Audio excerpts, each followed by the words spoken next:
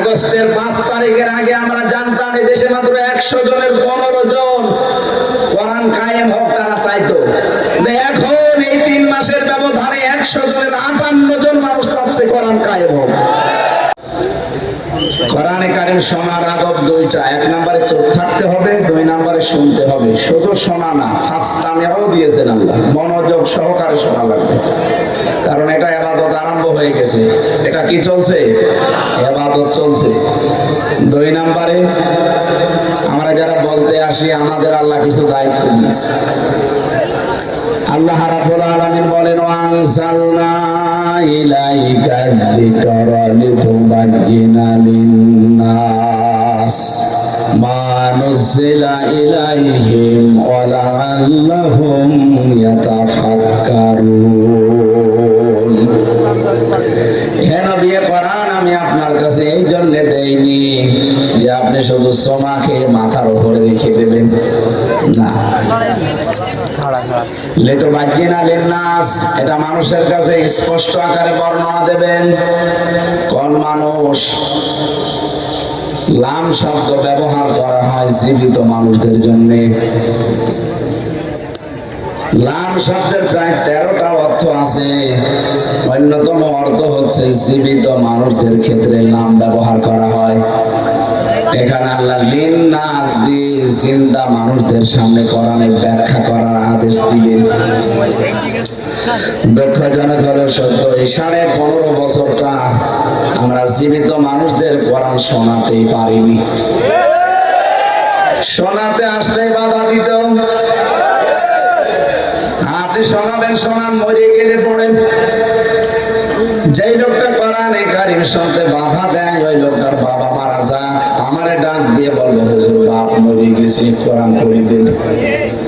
তো তোর বাপ তো মরে গেছে, কোরআন পড়ে করবো কি? পরে লাভ হইতো যদি জীবিত থাকতে কোরআন মেনে চলতে পারতো। আমি স্পষ্ট বলছি, মানুষ মারা যাওয়ার পর এই যে বসে বসে যারা কোরআন পড়ে, এটা বানানো নিয়ম। আপনি কোন ইসলাম থেকে নিয়েছেন বলেন তো? মরে গেলে ওর সামনে পড়া লাগবে। হাদা বায়ানুল লিন-নাস, এখানে নাম আছে। আল্লাহ বলেন বর্ণনাটা জীবিত মানুষদের জন্য অবদান, এটা পথ নির্দেশিকা ও মাউইজাতান, এটা উপদেশ সম্বলিত লিল মুত্তাকিন, যে মানুষগুলো ভয় করে চলে আল্লাহকে। ওরা কোরআন শরীফে যেখানে আপনি কোরআন কেন্দ্রিক কথা পাবেন, কোন জায়গায় মরা মানুষকে আপনি শোনান, ইন্নাকা মাইয়িতুন ওয়া ইন্নাহুম মাইয়িতুন, হে নবী আপনি ইন্তেকাল করবেন, ওরাও মারা যাবে। কোরআনে কারিমে সূরা ফাতিরের ভেতরে আল্লাহ বলেন, যারা মারা যায় আপনি তাদেরকে কিছুই শোনাতে পারবেন না। তো মরে গেলে কোরআন পড়া লাগবে, সিস্টেম তো আমরা চালু করে এই জালেমদের একটা ব্যবস্থা করে দিয়েছি যে জীবিত মানুষদেরকে শোনানোর দরকার নেই। এই জন্য এত বাধা দিত, মনে করতো যে মরে গেলে তো পড়া হচ্ছে। সিস্টেম এখন পাল্টানো লাগবে। এখন কোরআনে কারিম পড়তে হবে, শোনাতে হবে, বোঝাতে হবে, মানাতে হবে জীবিত মানুষদের। প্রথম 3টার সাথে হয়তো অনেকে আমরা একমত আছি, পড়তে হবে, শুনতে হবে, শোনাতে হবে, মানাতে হবে। কি এই 4 নাম্বারটার সাথে অনেকের মিল নেই। যে বলি কোরআন শুধু পড়লে হবে না, শুধু শুনলে হবে না, মানলেও হবে না, এটা মানাতে হবে। কারণ কোরআনে কারিম যতদিন মানার পরিবেশ তৈরি না হবে, আপনি জিবরাইল ফেরেশতাও যদি নাজিল হয়ে বাংলাদেশে আসে, তাও হালালকে হালাল, হারামকে হারাম জেনে মেনে চলতে পারবে না। নবীজির হাদিস মান করার কোরআনা ফাস্তাজহারাহু, যে ব্যক্তি কোরআন পড়ে আর কোরআনকে ইজহার করার চেষ্টা করে। এখানে ইজহার মানে শুধু প্রকাশিত করা না, ইজহার মানে স্পষ্ট করা না, ইজহার মানে বিজয়ী করা।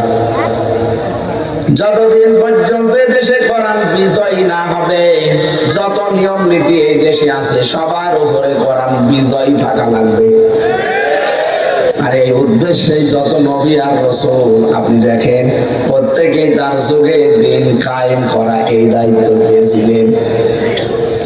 বিশ্ব নবীকে আল্লাহ কোরআনে কারিমে বারবার আদেশ দিয়েছেন, ওয়াল্লাযী আরসালা রাসূলাহু বিল হুদা ওয়া দীনিল হক লিইয়ুযহিরাহু আলা দ্বীনি কুল্লিহি। এটা লিইয়ুযহিরাহু দিলেন কেন? যত নিয়ম নীতি দুনিয়ায় আছে সবার উপরে এটাকে নিয়ে আসা লাগবে। আজ বাংলাদেশ সহ বিশ্বে ৪,৫০০ ধর্মের মানুষ আমরা আছি।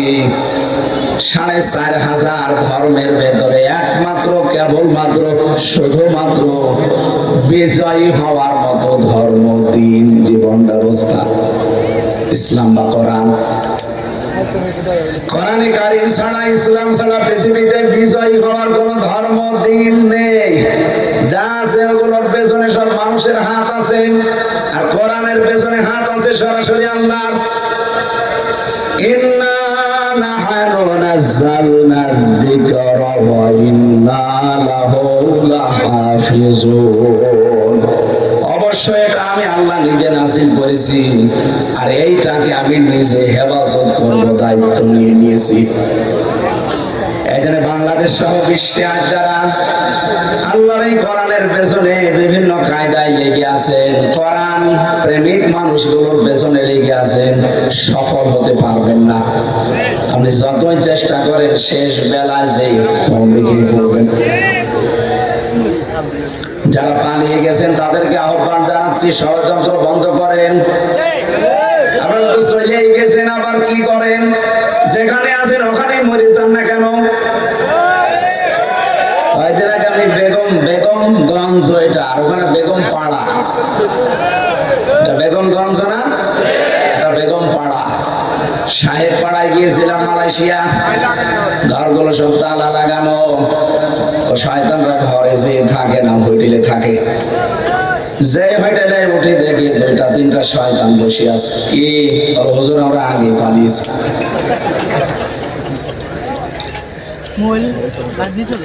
কি করলেন এই টাকাগুলো? বাইরে পাচারের মাধ্যমে।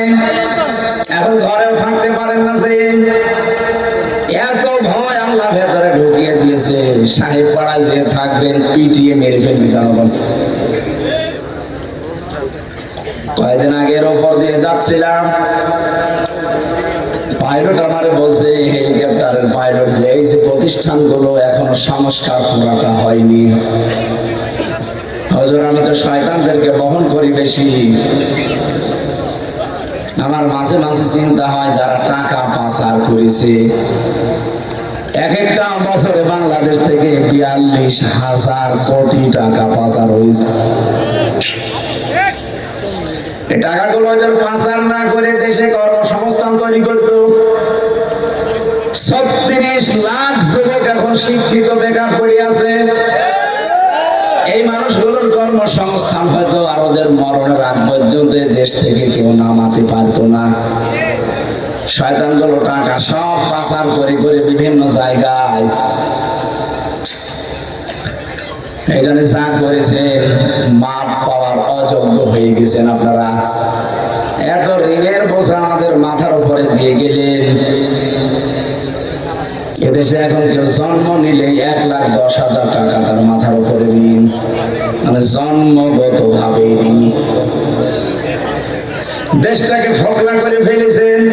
একটু দাঁড় করানোর জন্য যারা চেষ্টা চালিয়েছে, তাদের প্রতিষ্ঠানগুলো বেনামে নামে বিভিন্ন ধোয়া তুলে সব আত্মসাৎ করলেন। ইসলামী ব্যাংক থেকে এই শয়তানরা 80,000 কোটি টাকা মারিং কাটিং করেছে। কোন প্রতিষ্ঠান তো সেভাবে বানাতে পারো না, খালি মানুষেরটা নষ্ট করতে পারো। এই প্রতিষ্ঠান তো একটু লক্ষ লক্ষ মানুষের কর্মজীবন তৈরি হয়েছিল, এখন ফোকলা করে দিলেন আপনি।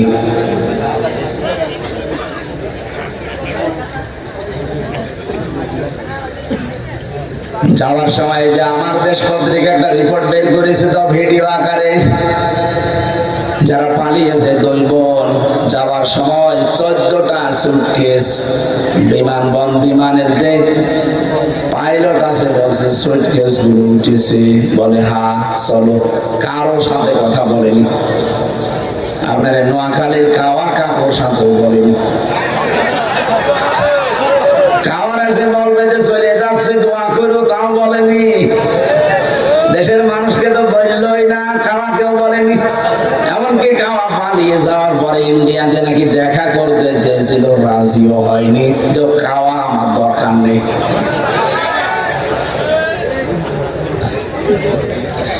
যারা ইচ্ছা করেছেন, মাঝে মাঝে আমার চিন্তা হয় এদের জীবনে নিয়েছে কি করলো তারা। আমাল হায়াতুদ দুনিয়া ইল্লা মাতাউল গুরুর। আল্লাহ বলেন পৃথিবীর এই জমিনটা পুরা ধোঁকা। এটা কি? পুরাটাই ধোঁকা। বলতে পারেন আমার মা বাবা, হ্যাঁ ওটা আপনার মা বাবা আমার জন্য ধোঁকা। সন্তানাদি, স্ত্রী পুত্র, দুনিয়ার বাড়ি গাড়ি, চাকরি বাকরি, ব্যবসা বাণিজ্য, ক্ষমতা, সব ধোঁকা। আমাদের কুষ্টিয়ার হানিফ সাহেবের পাশে এমনিতেই 50 জন করে বসে থাকতো, অথচ ওই মানুষগুলো এখন এই 5 তারিখের পরে পুরা উল্টিয়ে গেছে। এখন তারাই শুকুরের বাচ্চা, কুকুরের বাচ্চা বলে গালি দেয়। ওই হারামির কারণে আজ আমাদের এই অবস্থা।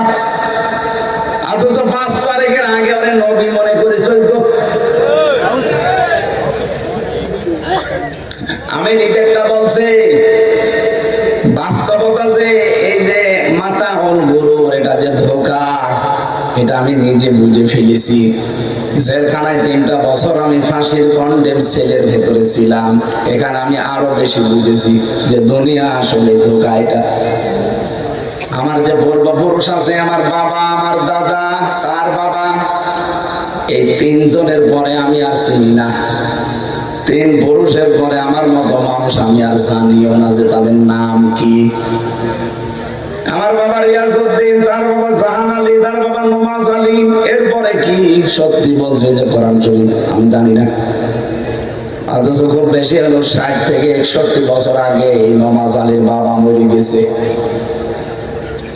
নমাজ আলীর বাবা এখন যদি এসে কুষ্টিয়ায় বলে যে 2 তালা বাড়ি আমার, এই ভিটা আমার, ওর দাঁত মুখ ফেলে ফেলবে। ভান্ডামি করার জায়গা পান? কিসের নমাজ আলীর বাপ আপনি? আমি তো নমাজ আলীকে চিনি না। কথা বলে না কেন? এইটার জন্য যদি আপনি বাবা শাহজালাল সব হালাল করে দুনিয়ায় চলতে চান, চোখ বন্ধ হোক, দেখেন আপনার সবচাইতে আপন যারা বলতেন ওরাই পালাবে। আপনার স্ত্রী আপনাকে ভালোবাসে আমি জানি, আজকে মরার ভান ধরে পড়ে থাকেন। লোকজন যদি বলে আপনার স্বামী তো মারা গেছে, যে খাটে থাকেন খাটের নিচে তাকে কবর দেওয়া হবে, জীবনেও কোনো বোধ আছে হবে না। অথচ এই খাটটা তৈরি করতে আপনি বাম হাতের ইনকাম পর্যন্ত করেছিলেন। এই কথা বলেন না কেন? আমি আশা করছি দুনিয়ার জীবনের টাচ দিলে আপনি বুঝে ফেলেছেন। সুতরাং এই ধোঁকা, এই প্রতারণামূলক জীবনের সন্ধানে নেমে আমরা যেন আসল জীবন হারিয়ে না ফেলি। আলাল আখিরাতু খায়রুন ওয়া আবকা। আখিরাতের জীবন শুধুমাত্র উত্তম না, এটা কিন্তু স্থায়ীও। এর বিপরীত সিস্টেম দেখেন, আখিরাতের জীবন হয় কারোর জন্য উত্তম হবে, স্থায়ী হবে, কারোর জন্য উত্তম হবে না কিন্তু স্থায়ী হবে। অনেক মানুষ আমি জানি পৃথিবীতে এমন ধান্দা আছে, বিশেষ করে মুসলমানদের ভেতরে, মনে করে আমি তো কালেমা পড়েছি, যে কোনোদিন একদিন না হয় জান্নাতে যাবই। যাবে, কিন্তু কালেমাটা তো ঠিক রাখা লাগবে। আপনার তো কালেমা ঠিক নেই, কারণ কালেমা পড়তে হলে আগে একটা কাজ করা লাগে, সেইটা না করে আপনি কালেমা পড়েছেন। এবার নিজের সাথে মিলাবেন তো যারা বসে আছেন। আমরা যারা ইবাদত করতে চাই আল্লাহর, টাকা চাই না, বলেন বলেন, আমা খালাকাতুল জিন্না ওয়াল ইনসা ইল্লা লিয়াবুদুন। মানুষ আর জিন আল্লাহ বানিয়েছে ইবাদতের জন্য। আমরা যারা ইবাদত করতে চাই আল্লাহর, আল্লাহ আমাদের আমাদেরকে আদেশ দিয়েছেন ইবাদত শুরু করবা না, আগে একটা কাজ করি নাও। সে কাজটা কি? ইবাদত করতে চাইলে আপনার কবুল হয়ে যাবে? কখনো না। ইবাদত করার আগে আপনাকে আগে ঈমান আনা লাগবে। কথা বলে না কেন? এলাকায় হিন্দু নেই, এই লোকটা যদি নামাজে মসজিদে আসে আপনার মতো এই যেভাবে নামাজ আদায় করে ওর সওয়াব হবে? হবে না। এই কারণে, কারণ ওর ঈমান নেই। কি নেই? বলেন বলেন। ঈমান আনতে হলে আরেকটা কাজ করা লাগে। কি খালি মিষ্টি খাওয়া লাগে? কি? ঈমান যদি কেউ সত্যি আমরা আনতে চাই, প্রথমে আমাদের দায়িত্ব আল্লাহ দিয়েছে যে তাগুত ছেড়ে দে। ফামাইয়াকফুর বিত্তাগুতি ওয়া ইউমিন বিল্লাহ। কোন মানুষ যদি ঈমান আনতে চায় তার প্রথম কাজ হবে তাগুত ছেড়ে দেওয়া। তাগুত না ছেড়ে কোন মানুষ ঈমান আনলে ঈমান টেকে না। 15.5 বছরে বহু আলেমকে আমরা দেখেছি ইমানদারের মতো দেখা যেত, শুধু তাগুত ছেড়ে না দিয়ে ইমানের দাবি করত। এজন্য বাতাস পাল্টালে তারাও পাল্টিয়ে গেছে। হাজারো মসজিদের ইমাম পর্যন্ত পাল্টিয়ে গেছে, কারণ তারা ইমান এনেছিল কিন্তু তাগুত ছেড়ে দেয়নি, তাগুতের সাথে সম্পর্ক রেখে ইমান এনেছিল। আর যারা তাগুত ছেড়ে দিয়ে ঈমান এনেছে আপনি তাদের দিকে তাকান। ডক্টর শফিকুল ইসলাম মাসুদ 57 দিন রিমান্ডে ছিল, এরপরও তাকে টলাতে পারেনি। আপনি কয়দিন ছিলেন বলেন তো রিমান্ডে? রিমান্ড বসেন। আমি মাত্র 10 দিন থেকে অসুস্থ হয়ে গেছি, এখন আমি স্বাভাবিক না। ওরা বিভিন্ন যন্ত্র নিয়ে এসে বলতো এটা দিয়ে আমরা নখ তুলে ফেলি। একটা জীবিত মানুষের সামনে যন্ত্রপাতি নিয়ে যদি বলে এগুলো দিয়ে আমরা তুলি, এর সাথে লাগিয়েও দেয়, খালি টান দেবে। বলেন তো জীবন আপনার সময় থাকার কথা? বিশেষ করে আয়না ঘর, যেটা মিনি আয়না ঘর, আমি তো ছিলাম 10 দিন, বিটটায় যেতে পারিনি। হঠাৎ রাত 12টা-1টার সময় 8-9 জন কালো মুখোশ পরা এসে বলে রেডি হন। কি করবো রেডি হয়ে? তার মানে বলে আপনার শেষ। চোখ বেঁধে দেয়, হাত বেঁধে দেয় পেছনে, গাড়ির ভেতরে ফেলে দেয়, সারা রাত গাড়ি ঘোরায়, কোথায় যে নিয়ে যায় কিচ্ছু জানি না। হঠাৎ রাত 3টা-4টার দিকে চোখ খুলে দেয়, দেখবেন গাজীপুরে জঙ্গলে অথবা ওই মধুপুর টাঙ্গাইল জঙ্গলে। কি এখানে কে? বলে দৌড় দে। সেই দৌড় দেবেন, পেছন থেকে গুলি করে বলবে ক্রস ফায়ার। এইরকম ছিল জীবন, হাতে নিয়ে থাকা লাগে। সরাসরি ওসি এসে বলতো আপনার হাত পা এমন ভাবে ভেঙে দেব সারা জীবন দাঁড়াতে পারবেন না, ভিক্ষা করে খাওয়া লাগবে। বিশাল একটা স্বপ্ন নিয়ে আপনি আছেন, সব সুরমার। এরকম কঠিন মুহূর্তেও টলাতে পারেনি, কারণ ঈমানই নিছে তাগুত ছেড়ে দিয়ে। আর যারা তাগুত ছেড়ে না দিয়ে ঈমান এনেছিল, বাইতুল মুকাররমের ইমাম বানিয়ে দিয়েছে, ভয়ে পালিয়ে চলে গেছে। আপনি বলেন তো একটা মসজিদের ইমাম, সেও পালিয়ে চলে যায়। পরবর্তীতে এসেছিল কিছুদিন পরে ইমামতি নেওয়ার জন্য জোর করে জনগণ জুতা দিয়ে পিটিয়েছে। এরপরে আবার স্ট্যাটাস দেখলাম যে আমাকে জনগণ জুতা মেরেছে কিন্তু আমার গায়ে লাগেনি। মানুষের কমন সেন্স কত নিচে নামতে পারে। এত নিকৃষ্ট অপমান করার পেছনে আমি কয়েকটা কারণ পেয়েছি। এরকম হাজারো আলেম, হাজারো ইমাম, হাজারো পীর এই দেশে ঈমানের দাবি করে কিন্তু তাগুত ছেড়ে না দিয়ে। যে লোকটা নৌকা মার্কা নিয়ে দাঁড়াতে পারে তার ঈমান থাকে। আমার তো মাঝে মাঝে আয়না ঘরের ওই দৃশ্য মনে হলেই মনে হয় যে এই মানুষগুলো এখনো জালেমকে সাপোর্ট করে। এখনো দেখি অনেকে মোবাইলে স্ট্যাটাস দেয় জালেমের পক্ষে। আপনি মানুষ আচ্ছা, কে করেছে বুবু আমার পালিয়ে যাওয়া লাগবে? কি করেছে? তোমার সাথে তো করেনি, তুমি তো ভালোই মাল কামিয়েছ। আগে কি সুন্দর মাল কামাইতাম আমরা। আসলে মাল কামিয়েছে, ভালো মানুষ বাড়ি থেকে ধরে নিয়ে গেল, আর পরের দিন পেপারে দিল যে আমির হামজাকে আমরা সৌরাহাট থেকে নিয়েছি। ডাহা মিথ্যা কথা। আমার বাবাকে ডাক দিয়ে বলেছে যে টাকা যদি এক্ষুনি 10 লাখ না দেন 50টা মামলা দেব। বেচারা গ্রাম্য মানুষ, এমনি ভয় আছে যে রিমান্ডের কথা শুনেছো, তাড়াতাড়ি দিয়ে দিয়েছে। মাঝে মাঝে আমি আর্টিস্ট গ্রুপে চাকরি করতাম, ওদের ক্ষতি 32 লাখ টাকা মালিকের কাছে নিয়েছি। যে আমার মালিক সেই দিন বলছিল, যে এসে বলে যে টাকা দেন 10 লাখ। কেন? মানে টাকা আমার কাছে পায়, ওর বাবা টাকা রেখে গেছে, সেই টাকা নিতেই।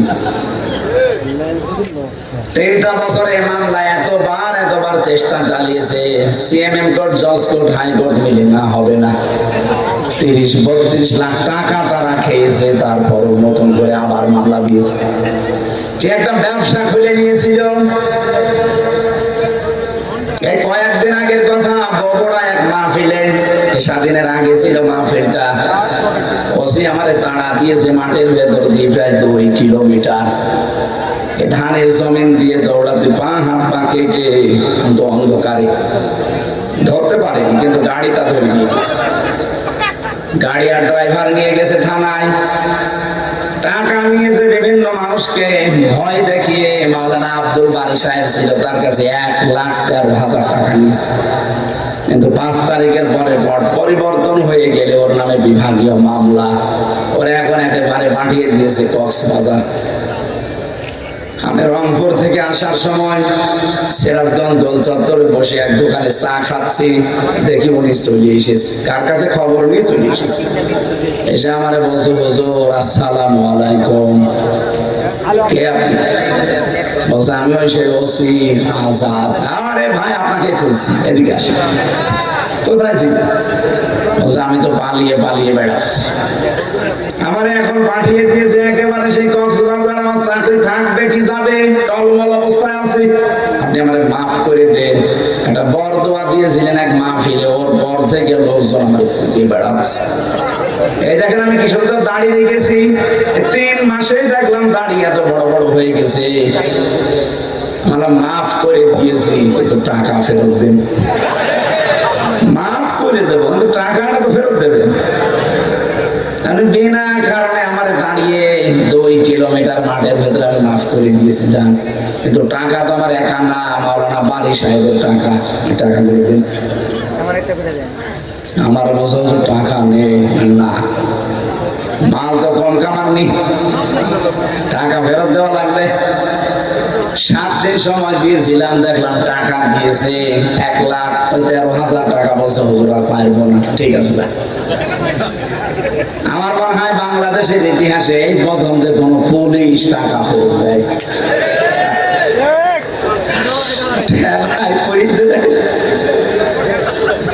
কি সিস্টেম ছিল মাল কামানোর।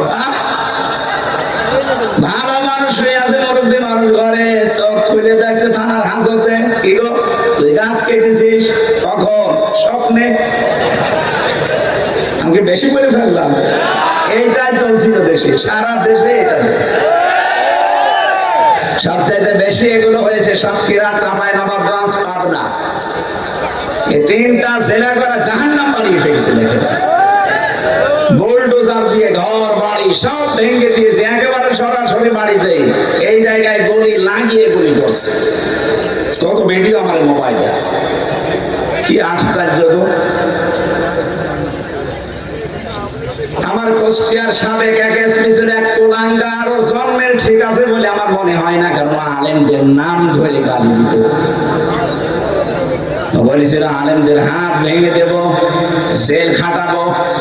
শুধু বঙ্গবন্ধুর ওই মূর্তি কে যেন নাক ভেঙে দিয়েছিল, তাই ও মনে হচ্ছে নবীর চাইতেও বঙ্গবন্ধুর আসল বাবা। এখন 2টা মার্ডার মামলার আসামি ধরা পড়েছে 3 দিন আগে। আমার মনে হয় এক্ষুনি 4-5টা ডিম দেওয়া দরকার।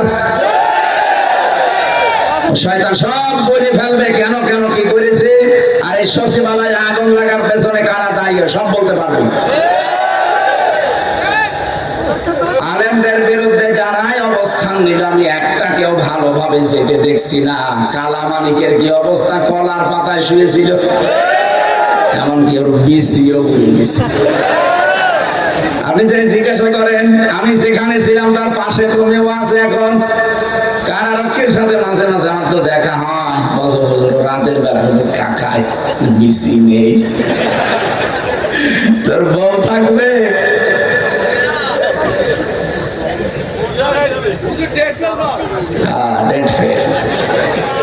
এই শয়তান আল্লামা সাঈদীর ব্যাপারে বলেছিল যে একে আমি ফাঁসি দিতে পারলাম না, আমার জীবনের বড় আফসোস।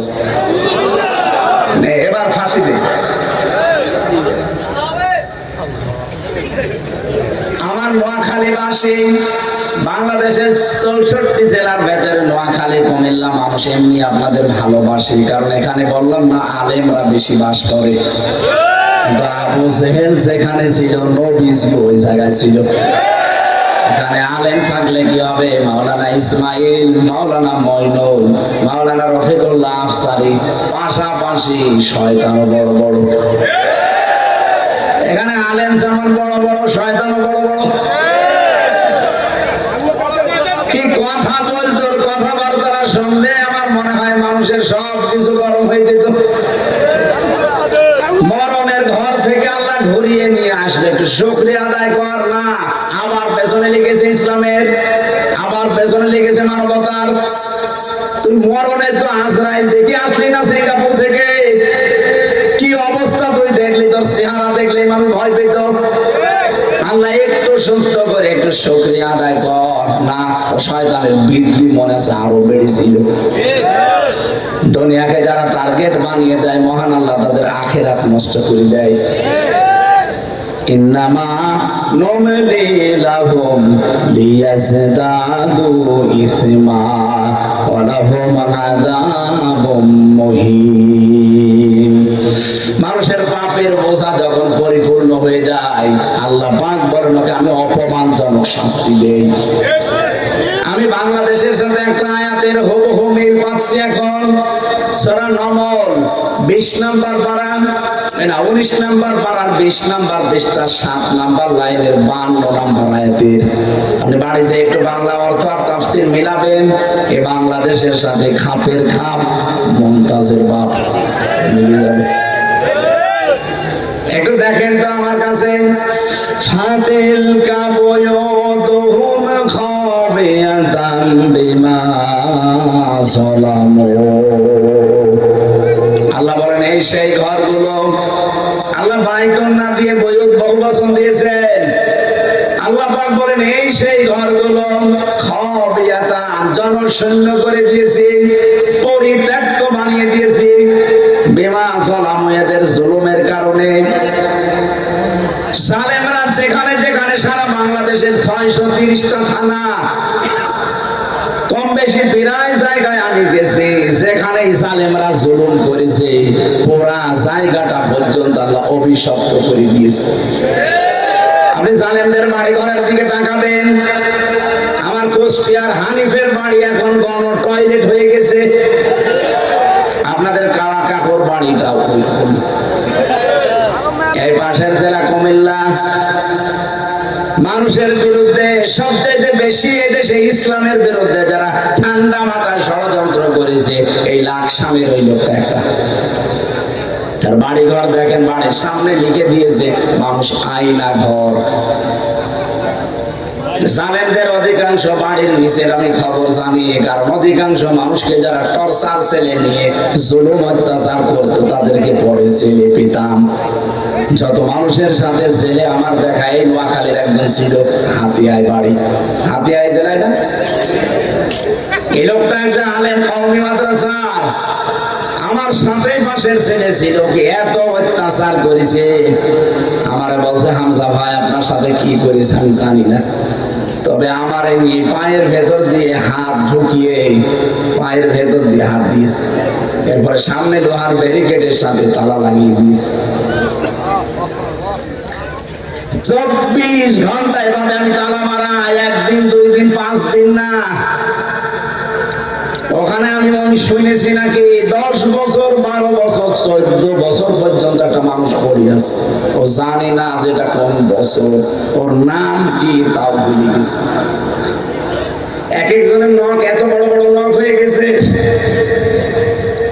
মাঝে মাঝে রাতের বেলা চোখ যখন খুলে নিয়ে যেত, আমার তো রাত 11টা 12:30 1টার সময় নিয়ে যেত, জোহরের সময় নিয়ে যায়, আর রাত 11:30 12টার সময় নিয়ে আসে, টাঙিয়ে রাখে 11-12 ঘন্টা টাঙিয়ে রাখে।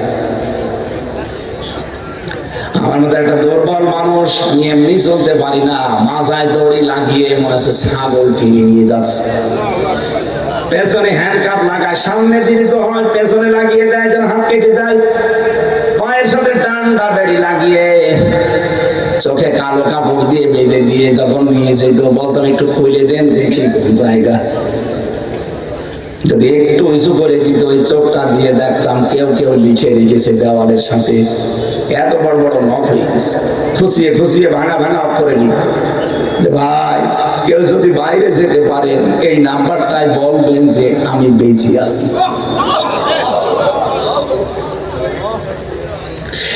1.5 মিনিট 2 মিনিট সময় দেয় 24 ঘন্টার ভেতরে টয়লেট করার। আরে ভাই বসতে বসতে তো হাফ মিনিট বেরিয়ে যায়।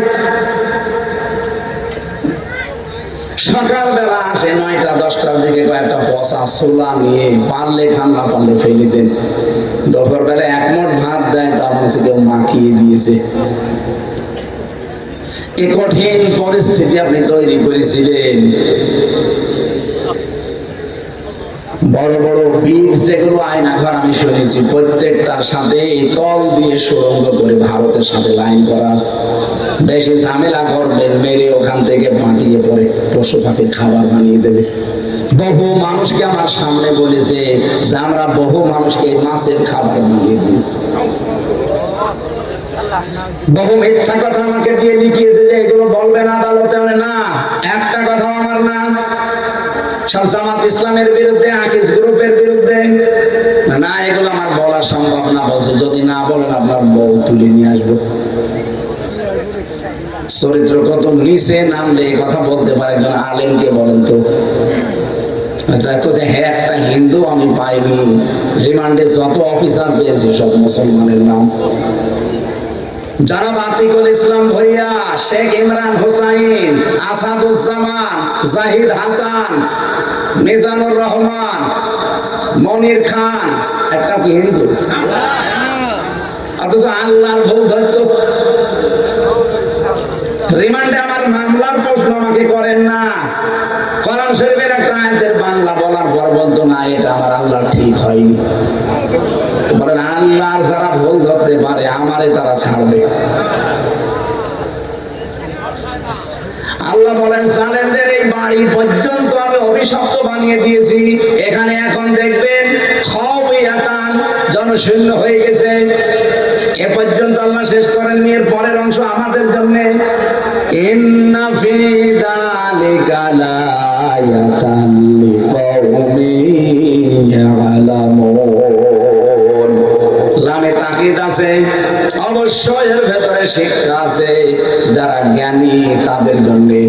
এখান থেকে আমাদের শিক্ষাটা কি? এত বড় জুলুম করে আল্লাহ কিন্তু ছাড় দিয়েছিলেন, কিন্তু ছেড়ে দেন।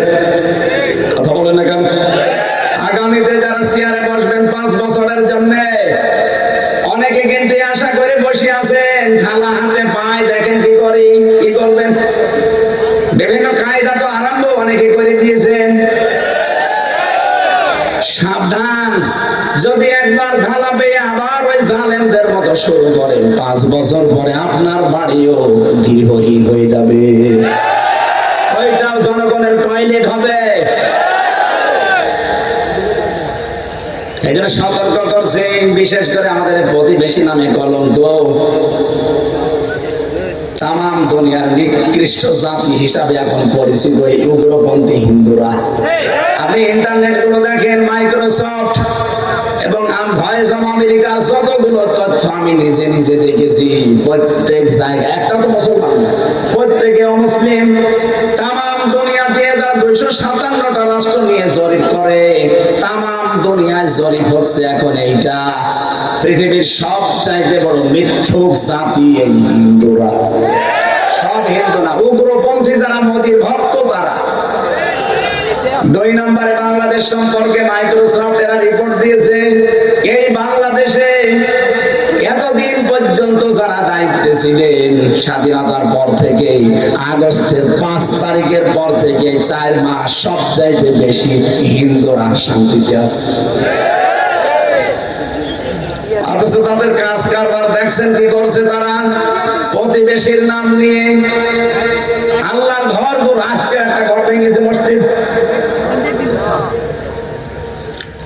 1000 বছর আগে আপনার বাপ দাদারা আল্লাহর ঘর কাবা শরীফ ভাঙতে এসে কাজ মাকুল হয়ে গেছে।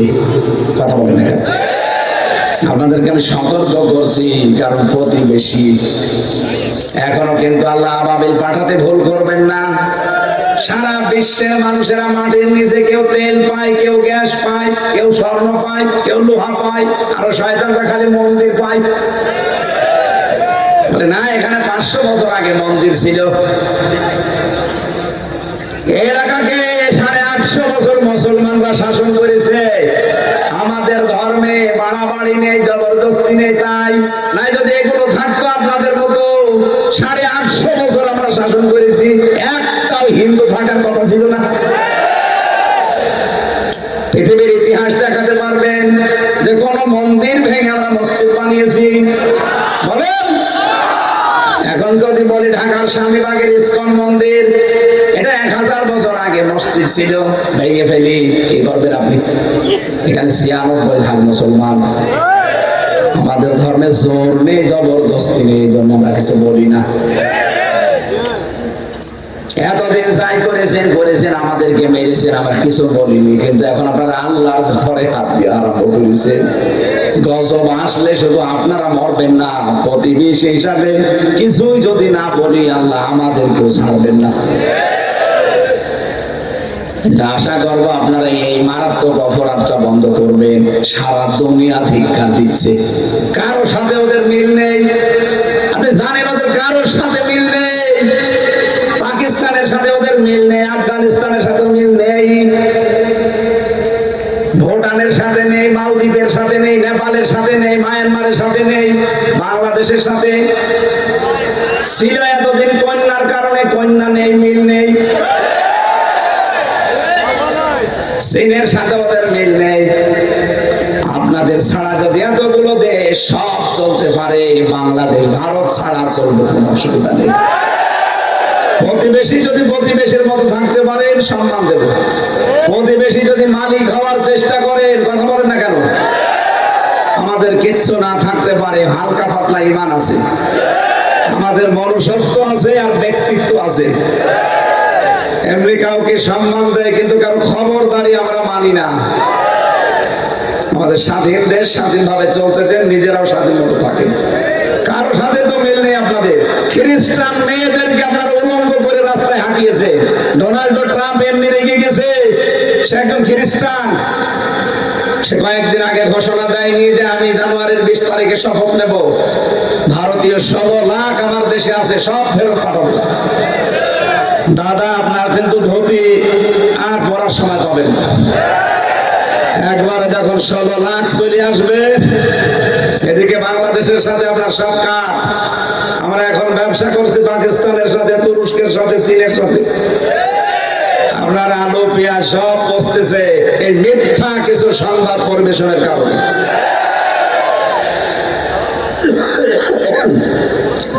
আমি জানি কুকুরের লেজ সোজা হবে না, এরপরও সতর্ক করার কথা ছিল, আমরা করলাম। আপনার মনে যা লাগে এখন আপনি তাই করেন। সম্মানিত ভাইরা, এই জন্য জীবিত মানুষদের যে নাম নিয়ে আমি এ পর্যন্ত এসেছিলাম, 15.5টা বছর আমরা জীবিত মানুষদেরকে তাফসীর শোনাতে পারিনি। শোনালেও 14 রকমের জায়গায় পারমিশন দেওয়া লাগতো, কিন্তু এখন আল্লাহ পড়া উল্টিয়ে দিয়েছেন। এখন জীবিত মানুষদেরকে শোনাতে হবে এবং মানানোর পরিবেশ আমরা তৈরি করতে চাই। কারণ মানার পরিবেশ যতদিন না হবে, আপনি যত বড় ইমাম হন আর কাবা শরীফের ইমামও যদি এসে বাস করে, হালালকে হালাল, হারামকে হারাম জেনে মানতে পারবেন না। কথা বলি অফিসে এখনো ঘুষ খায় না? কথা বলে না কেন? এই জন্য খায় কারণ হালালকে হালাল, হারামকে হারাম জেনে তারা মানতে পারছে না। ঘুষ খাবে না, ওর উপরে এখন শয়তান বসে আছে। এটা বন্ধ করার জন্য সবাই ঐক্যবদ্ধ হওয়া লাগবে। আমির জামাত ডক্টর শফিকুর রহমান এইটাই চাচ্ছে। আমি ক্ষমতা চাই, ক্ষমতা আমাকে দেন, আমার কোনো দরকার নেই। আমি 4 দিন তার সাথে এক ঘরে ছিলাম জেলখানায়। লোকটার ভেতরে ইখলাস আছে, এই লোকটার আল্লাহর প্রতি তাওয়াক্কুল এত বেশি, এমনি তার কথার এত তাসির হয় না। আপনি তো ভগর ভগর করে 8 ঘন্টা বকেন, কেউ তো কুকুরও শোনে না। আর তার 2 মিনিটের কথা আরশ পর্যন্ত আল্লাহ পৌঁছিয়ে যায়। কথার ভেতরে এগুলো তৈরি করতে হলে ভেতরে মাল থাকা লাগে।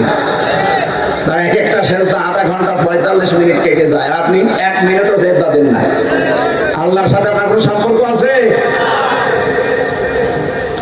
আমরা চাচ্ছি এরকম কিছু মানুষ আসুক। গাইবান্ধায় আমির জামাতের আগে একজন হিন্দু পুরোহিত ঠাকুর, সে বলেছে এই লোকটা যদি রাষ্ট্রপতি হয় আমরা সবচেয়ে বেশি নিরাপদে থাকবো। হিন্দু যদি আশা করতে পারে, আমাদের কি হয়েছে? আমরা চাই এরকম কিছু মানুষ যাক 151 জনের মতো, যারা যে কোরআনের 4টা আইন পাশ করবে।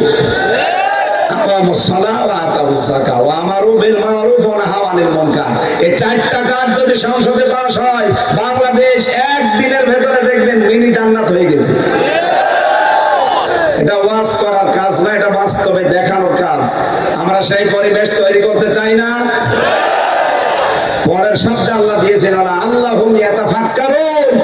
যারা বসে বসে শুনতেছেন, আপনাদের কাজ এই কথাগুলো নিয়ে বাড়িতে চিন্তা ভাবনা করা। বৈষম্য বিরোধী ছাত্র আন্দোলনের দফা ছিল কয়টা? 9টা। কয়টা? আজকের তেলাওয়াত কিন্তু আছে 6 দফা আছে। ওদের বানানো 9 দফা ছিল, এখানেই 6টা আছে। 1 নম্বরে তারা সব সময় বলতো ওই ওয়ান, বলতো না কথা? এর প্রথম শব্দ এটা। আল্লাহ ওইটা জানিয়েছেন, ইন্নাল্লাহা ইয়া'মুরু বিল আদলি, ন্যায় বিচার কায়েম করো। তারাও তো চাইতো ন্যায় বিচার। আসেন তো আল্লাহর এই আয়াতের ভেতরে যে 6টা পয়েন্ট আছে, আমরা একটু আমাদের জীবনে আছে কিনা দেখি। ইন্নাল্লাহা, অবশ্যই আমি আল্লাহ, ইয়া'মুরু, আদেশ করছে, বিল আদলি, তোমরা ন্যায় বিচার কায়েম করো, ওয়াল ইহসান, সদাচরণ করো, ভালো ব্যবহার করো, মানবতাকে ঠিক রাখো। 3 নম্বরে ইতাইযিল কুরবা, নিকট আত্মীয় স্বজনের খোঁজ খবর রাখো, বৈষম্য দূর করো। ওদের যে 9টা পয়েন্টের ভেতরে এটা ছিল না যে আমরা বৈষম্যহীন বাংলাদেশ চাই। আল্লাহ পাক বলেন ওয়ায়ানহা আনিল ফাহশাই ওয়াল মুনকারি ওয়াল বাগ, আমি নিষেধ করলাম তোমাদের আরো 3টা কাজ। 1 নম্বরে তোমরা অশ্লীল কাজ করবে না, 2 নম্বরে মন্দ কাজে জড়াবে না, 3 নম্বরে সীমা লঙ্ঘন করবে না। তোমাদেরকে তিনি আদেশ দিচ্ছেন, ওয়াজ করছেন, লাআল্লাকুম তাযাক্কারুন, আশা করা যায় আল্লাহ ওয়াজ মেনে নিলে তোমাদের উপকার হবে। এবার আসেন তো আল্লাহর পয়েন্ট। প্রথম পয়েন্টটা ছিল বিল আদলি, ন্যায় বিচার। কি বিচার? ন্যায় বিচার আছে দুনিয়ায়? ইসলাম না থাকলে ন্যায় বিচার হয় না। আমি নিজে প্রমাণ। আমার এই ঠুনকো মামলা 3টা বছর আপনি ধরা দেন, সাজা লাগিয়ে দিলেও তো মাত্র 3 মাস জেলে থাকা লাগে আমার। কারণ আমাকে সন্দেহ করে ধরেছিলেন, আমার কোনো ভিত্তি পাননি। অথচ এই মামলাটা স্বাধীনের পরে শুধু তুলতে দেরি। বিচারপতি এভাবে দেখে বলছে, আমির হামজা, এই মামলার তো কোনো মাল নেই, কি দেখে বিচার করবো? যা, সব খালাস করে দিলাম একেবারে। এতদিন জামিনে দিত না, এখন বলছে খালাস। আমি বলতেও গিয়েছিলাম যে বিচারপতি 3টা বছর তো এটা আপনার কাছে ছিল, তখন তো কিছু বললেন না। এখন বলছেন যে কোনো মাল নেই, আগে মাল ছিল। আমার এই কথাই বলতো যে হুজুর আমার কিছু করার নেই, আমার হাত বাঁধা ছিল। কথা বলেন না কেন? 1628টা চেয়ার এই দেশে এখন আছে কয়টা? 1628টা মেন চেয়ার। এই চেয়ার যারা পালিয়েছে ওদের থেকে শুরু করে আপনাদের উপজেলা চেয়ারম্যান পর্যন্ত, এখন তো উপজেলা চেয়ারম্যান নেই, থাকবে কিছু। 2008 থেকে 24 পর্যন্ত যারা নির্বাচনের নামে প্রহসন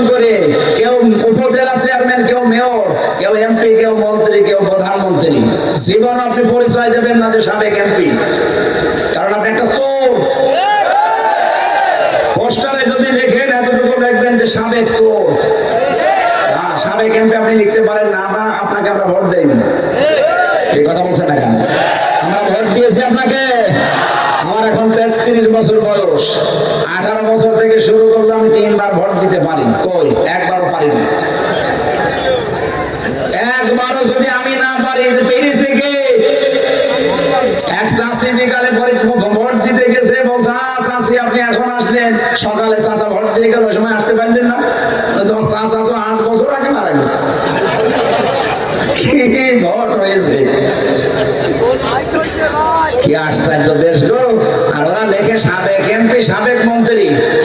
যত টাকা খেয়েছেন এই 16 বছরে সব টাকা ফেরত দেওয়া লাগবে, নয়তো 18 কোটি মানুষের পক্ষ থেকে কোনো মাপ নেই। কিসের রাস্তা ফেরত আপনার? আপনি আমার সাথে ওসিসি এই পাশে আপনাদের ফেনি না, এখানকার আমি নাম নিলাম না, এই ওসি ছিল আমার সাথে, 8 বছর জেল তার।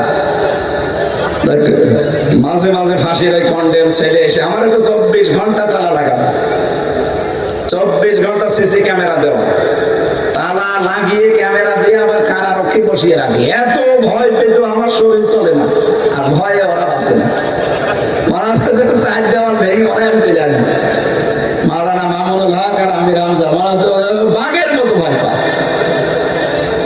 কি আমি কি বলি এত বলেন তো? আমার মতো নরম ওয়াজ বাংলাদেশে কেউ করে না।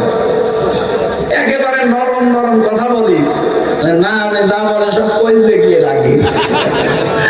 আপনি তো কাজ করেন ওইরকম, তো বলি যাই লাগবে। আমার এসে বলছে হুজুর আমি একটা তওবা করেছি, দেখেন তো আমার তওবা কত দূর গেল। সেই নির্বাচনে আমি রাত 12টার পর থেকে ভোট কাটা আরম্ভ করেছিলাম। আমার যা দল বল আছে এদেরকে নিয়ে একেবারে ফজরের আজান পর্যন্ত বাক্স ভর্তি করে জায়গা মতো সবগুলো পাঠিয়ে দিলাম। এবার পবিত্র হওয়ার জন্য গোসল করলাম, ওযু করে 2 রাকাত নফল নামাজ পড়ে বললাম আস্তাগফিরুল্লাহ। আমার এই তওবা কত দূর, না কত দূর না, মাথার উপরও যায়নি। কিসের তওবা? আপনি কি আল্লাহর কাছে দোষ করেছেন যে আস্তাগফিরুল্লাহ পড়ছেন? আপনি দোষ করেছেন হামজার কাছে। এই কথা বলেন না কেন? 3.5 লাখ 4 লাখ হামজা লাগে একটা এমপি বানাতে, আর আপনি একাই বানিয়ে ফেললেন। আপনি যদি মাপ পেতে চান, জেল থেকে যদি কোনোদিন ছাড়া পান, তাহলে ওই এলাকায় আপনি তো দায়িত্ব ছিলেন ফেনি, এখানে 2.5 লাখ 3 লাখ 4 লাখ মানুষের যাদের ভোট আপনি কেটে কেটে নিজে ভরেছেন, তাদের কাছে যাবেন, তাদের কাছে স্বীকার করবেন। ওরা যদি বলে ঠিক আছে মাফ করতে পারে, 2টা করে লাঠি দেবো, তাই লাভ যা বলবে তাই করবে। কারণ আমার তওবার নিয়ম হচ্ছে অপরাধ যার কাছে স্বীকার করবেন। কিন্তু বাংলাদেশের মানুষ এটা উল্টিয়ে ফেলেছে। এই দেশে জমি জায়গা মারে, এই দেশে টাকা পয়সা মারে, আর কাবার গিলাফ ধরে বলে না।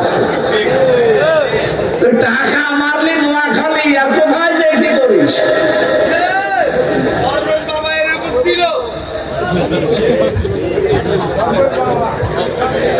আমি এবার তাফসিরে যাচ্ছি, দেখেন তো আলেম যারা আছেন, আমি আদলের ব্যাখ্যা পড়েছিলাম। আদল মান আলাদা আল্লাহ ওয়া শারহান, আদল কি, কত প্রকার, কাকে বলে? তাফসিরে ফিসির আলিল কোরআন সাইয়েদ কুতুব লিখেছেন আদল প্রধানত 3 প্রকার। কয় প্রকার? এই আয়াতটা নাযিল হওয়ার ঐতিহাসিক যে প্রেক্ষাপট, হযরত ওসমান ইবনে মাজউন রাদিয়াল্লাহু তাআলা আনহু, ওরা আরব জাহানে ওই সময় 3 জন ওসমান ছিল। একজনের নাম ওসমান ইবনে আফফান, যেটা নবীজির জামাই। বিশ্ব নবী তাকে এত বেশি পছন্দ করেছিলেন, একটা মেয়ে মারা যাওয়ার পরে আরেকটা বিয়ে দিয়েছিলেন। নবীজি মাঝে মাঝে বলতেন আমার যদি মেয়ে আরেকটা থাকতো আমি আরেকটা ওসমানকে দিয়ে দিতাম। এখানে যারা আমরা জামাই আছে, এখানে একটা শিক্ষা আছে। নবীজির 2টা মেয়ে দিয়ে আরেকটা দিতে চায়, কি জামাই পেয়েছিলেন? আমরা জামাই, শ্বশুর শাশুড়ি একটা দিয়ে টেনশন আছে যে এটা বাপ নিয়ে নেব না। আমাদের জামাই, আমরা যারা আসলে এরকম জামাই হতে পারিনি। কি জামাই পেয়েছিলেন? বিশ্বনবী নিজের দুইটা দিয়ে আর একটা দিতে চান। তিনি একজন ছিলেন ওসমান ইবনে আফফান রাদিয়াল্লাহু তাআলা আনহু, আর একজন চাবি বহনকারী কাবার, তার নাম ওসমান ইবনে তালহা। এখন যিনি বর্ণনা দিচ্ছেন ইবনে কাসির থেকে, শানে রাসূলের ভেতরে যার নাম বললাম ওসমান ইবনে মাজউন, নবীজি কাবার এই যে হাতিমের সাথে হেলান দিয়ে বসে আছেন, লোকটা সামনে দিয়ে যাচ্ছিল, বিশ্বনবী তাকে ডাক দিলেন, এদিকে আসো। হঠাৎ করে তাকে ডাকে পাশে বসালেন, কথা বলবেন তো, জিজ্ঞাসা করবেন যে কি খবর, না তাকে ডাক দিয়ে পাশে বসিয়ে নবী অন্যদিকে ঘুরে ফিরেছেন। হঠাৎ মনে হচ্ছে কার সাথে তিনি কথোপকথন করছেন, একটা দুইটা না, কয়েকটা কথা তিনি মনের কথা জবাব দিলেন এভাবে এভাবে। উনি মনে করছে আমারে ডাক দিয়ে নবীজি কি কথা বলে, কার সাথে, দেখি না তো কাউকে। অনেকক্ষণ পরে যখন শেষ হয়ে গেল, বলেন ইয়া রাসূলুল্লাহ, কার সাথে কথা বলেন, ডাক দিলেন আমাকে, কথা বলেন অন্য জনের সাথে। নবীজি বলেন এই মাত্র জিবরাইল আমাকে 6টা আদেশ দিয়ে একটা আয়াত নাযিল করে শুনিয়ে গেল, ইন্নাল্লাহা ইয়া'মুরু বিল আদলি, অবশ্যই আমি আল্লাহ তোমাদের আদেশ করছি তোমরা ন্যায় বিচার করবা। কি বিচার? আদলের প্রথম অর্থ আল্লাহর সাথে আপনাকে আদল করা লাগবে, 2 নম্বরে রাসূলুল্লাহর সাথে আদল করা লাগবে, 3 নম্বরে সৃষ্টি জগতের সাথে আদল করা লাগবে। আল্লাহর সাথে আদল হচ্ছে যে স্বীকৃতি আপনি দিয়ে এসেছেন, আলাস্তু বিরাব্বিকুম, সঙ্গে সঙ্গে আমরা বলেছিলাম ক্বালু বালা, কথা বলেন না কেন? এই স্বীকৃতি যারা দিয়েছেন ওইটা যেন দুনিয়ায় আপনি ঠিক রাখেন। আপনি কিন্তু রবের স্বীকৃতি দিয়েছেন। পৃথিবীতে কেউ যদি রব আল্লাহকে মেনে চলতে পারে, কবরে সে বলতে পারবে রব্বি আল্লাহ। দুনিয়াতে রব আল্লাহকে মানতে হলে 5টা বিষয় লক্ষণীয়। কয়টা? আপনি 5টা মানেন কিনা তাহলে দেখেন, যদি মানতে পারেন কবরে আপনি বলতে পারবেন রব্বি আল্লাহ, আমার রব আল্লাহ ছিল। 1 নম্বরে রব মানে সৃষ্টিকর্তা, 2 নম্বরে রব মানে পালনকর্তা, 3 নম্বরে রব মানে মাবুদ, 4 নম্বরে রব মানে আইনদাতা, 5 নম্বরে রব মানে অভিভাবক। এই 5টা বিষয় দুনিয়াতে যদি সত্যি মানতে পারেন, কবরে যেতে দেরি ফেরেশতা প্রশ্ন করলেই মার রব্বুকা, রব্বি আল্লাহ বলে ফেলতে পারবেন। তাহলে আল্লাহর সাথে আদল হবে আমাদের রবকে দুনিয়াতে ঠিক রাখার মাধ্যমে। প্রথম অর্থ বলেছিলাম সৃষ্টিকর্তা হিসাবে আপনারা আল্লাহকে মানে কিনা? আমাদের সৃষ্টিকর্তাকে আরো জোরে বলেন। আমাদের লালন পালন করেন কে? নাকি আমার চাকরি, আমার ব্যবসা, আমার বাণিজ্য? না, এ বিশ্বাস যার ভেতরে যত দৃঢ় হবে দুনিয়া সম্পর্কে তত বেশি গাফেল হয়ে যাবে। ওর ভেতরে এমন মজবুত ঈমান তৈরি হবে, লাং ফিসমা লাহা, কোনদিন ওই মানুষকে আপনার টলাতে পারবেন না। আমি বয়ান করার প্রথম 4-5 মিনিটের ভেতরে কিন্তু এই পয়েন্টটা বলেছিলাম, কেউ যদি ইবাদত করতে চায় তার আগে তার শর্ত সে ঈমান আনবে, ঈমান আনতে চায় তার শর্ত সে তাগুত ছাড়বে। তাগুত ছেড়ে যারা ঈমান আনে এই মানুষগুলো ঈমান আর টলে না, আর তাগুত ছেড়ে না দিয়ে ঈমান আনলে কিছু হলেই তার ঈমান নষ্ট হয়ে যায়। 2 জনের উদাহরণ দিয়েছিলাম, কাবা শরীফে বাইতুল মুকাররমের ইমামের মাওলানা রুহুল আমিন আর জামাত ইসলামের ডাক্তার শফিকুল ইসলাম মাসুদ। 2 জনেই তো ইমানদার দাবি করছে। এই কঠিন পরিস্থিতি গেল 15.5 বছরে, একজন ঈমান এনেছিল তাগুত ছেড়ে দিয়ে, আর একজন ঈমান এনেছিল তাগুত না ছেড়ে। এই কথা বলছেন না কেন? এর কাছে বাস্তব আপনি কি পাবেন বলেন? এটা একেবারে বাস্তব উদাহরণ বললাম। ওনাকে 57 দিন রিমান্ডে, যেভাবে পৃথিবীর ইতিহাসে এভাবে কাউকে আমাদের এই জামানায় কাউকে মেরেছে আমি পাইনি। এখনো পর্যন্ত গিরাগুলো ওনার ব্যথা করে। দেরাওয়ার ভাইয়ের লজ্জা স্থানের ভেতরে ফোটা করে এই যে ঢুকিয়েছিল, তার গরম করে আগুন দিয়ে একেবারে লাল টক টক করে ওইটা লজ্জা স্থানের ভেতরে ঢুকিয়েছে। তার প্রসঙ্গ পর্যন্ত নষ্ট হয়ে গিয়েছিল, আল্লাহ মেহেরবানি করে বাঁচিয়ে দিয়েছে তারে।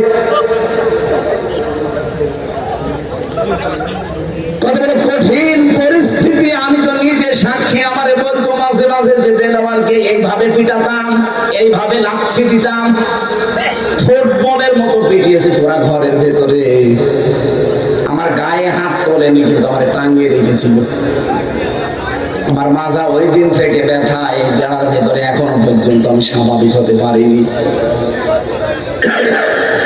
কত কঠিন পরিস্থিতি তৈরি করেছিল এই মানুষগুলোর উপরে, এক চুলও টলাতে পারেনি, এক চুলও টলাতে পারেনি। আর যে মানুষগুলো তাবুত ছেড়ে না দিয়ে ইমানের দাবি করতো, বিশাল বিশাল চোপা গায়ে দিয়ে, বলতো জান্নাত থেকে পালিয়ে এসেছে, অথচ ঝড় পাল্টালে ইমান হারিয়ে গেছে। ঝড় উঠে এসেছে কুমিল্লা, এ নোয়াখালী, ওর বাতি দিয়ে গেছে। আল্লাহর সাথে যদি আদল আপনি করতে চান, এই 5টা বিষয় দুনিয়ায় মানেন কিনা আপনি দেখেন। 3 নম্বরে বলেছিলাম মাহবুব, রব মানে যিনি ইবাদত পাওয়ার যোগ্য, তার ইবাদত করা লাগবে।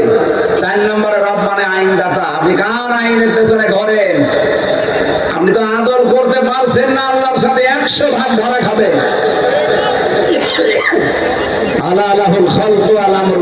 সৃষ্টি যার, আইন চলবে তার। সুতরাং আল্লাহর আইন বাদ দিয়ে বাংলাদেশে মানুষের তৈরি করা আইন যারা কায়েম করতে চায়, এরা আল্লাহর সাথে শিরিক করছে।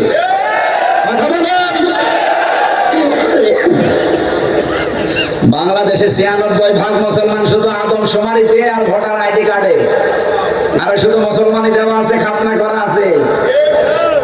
তাছাড়া আমার মনে হয় মুশরিকের দিক থেকে যদি এখন জরিপ করা যায়, এদেশে 100 ভাগের প্রায় 70-80 ভাগ মুশরিকদের হবে, যদি এখন নিয়ম পাল্টাচ্ছে।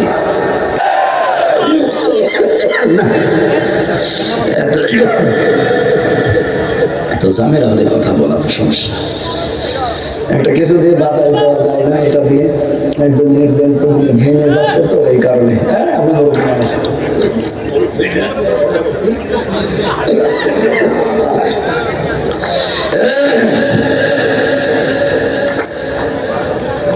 ঠিক আছে।